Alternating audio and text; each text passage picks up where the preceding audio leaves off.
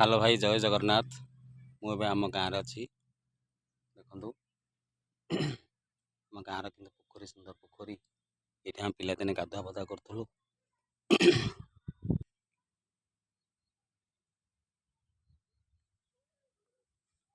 पिलादिने के गाधुआ पाधुआ करूँ ये जगार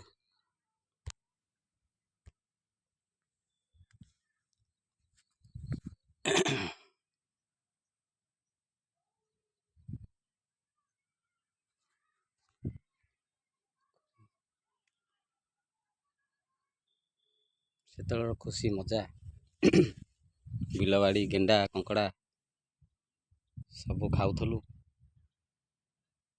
ये भुवनेश्वर रही काम चाकरी किसी लाभ नहीं। कौन पैसा हम ये दुनिया रे यही पहाड़ मुंडिया गछ वृक्ष पोखरी नाल देखला सब कथा मन पड़ू। देखु बिलवाड़ी सुंदर एरिया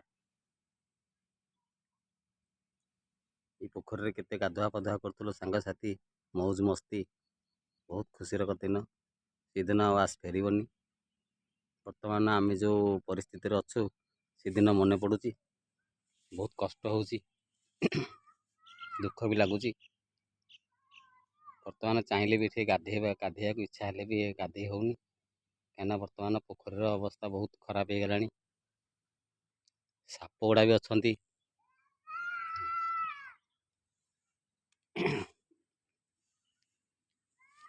आम गाँ रोड देख से बस रे केते जीवास गाड़ी धरिकी गले आसिले सुविधा टी हेल्ले कौन हम कि से स्मृति की भूली होनी। से बस रे जीवा बस स्टाण्ड ठिया हवा अपेक्षा करी बस को ओल्ड इज गोल्ड कहती जोटा सतरे सेटा ही सत। बर्तमान गाड़ी घोड़ा धरिकी जीवा आसिया कले सुधा भी सी खुशी ना से मजा मस्त हो पारुनी। सांगसाथी सब देखु केमती जगह घास गोटा अच्छी। बर्तमान आमर गाँव में ये जगह देखी बहुत खुशी लगुच बहुत भल लगुच। ये जो बिल हुड़ा देखुं बिल हुड़ार आमर हरड़ गछ लगी जो आम पिलादिने हरड़ खाऊलु। बिल हुड़ा तले बसी हरड़ खाइबू सांगसाथी 8-10 मिसी खाइबू बिलरे पशिबू माछ धरिबू गेंडा धरिबू कि खुशी दिन। कौन करिया समय तो परिवर्तन सारे मनीष ही परिवर्तन हो किंतु से दृश्य गुड़ाक मन पड़ू आसिले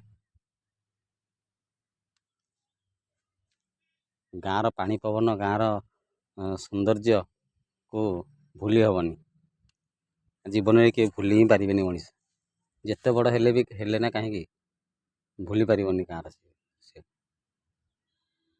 सुंदर आकाश से सूर्य से पोखरी से बिल से भाई देखुं आमर गौड़ भाई जड़े अच्छा ये देखु तांकर को टाइप टिके देखु लक्ष्य करी पानी पीउं गौड़ भाई जनक कि सुंदर परिवेश।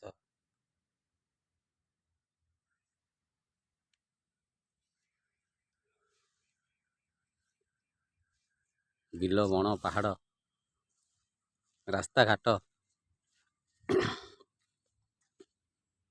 मन को बहुत खुशी अनुभव कराऊँ। देखते आसुँच आमर से गाँव झील